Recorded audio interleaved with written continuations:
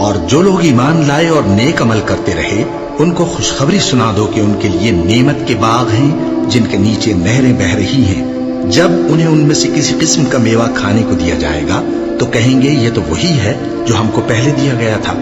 اور ان کو ایک دوسرے کے ہم شکل میوے دیے جائیں گے، اور وہاں ان کے لیے پاک بیویاں ہوں گی اور وہ بہشتوں میں ہمیشہ رہیں گے۔ اللہ اس بات سے آر نہیں کرتا کہ مچھر یا اس سے بڑھ کر کسی چیز مثلا مکھی مکڑی وغیرہ کی مثال بیان فرمائے۔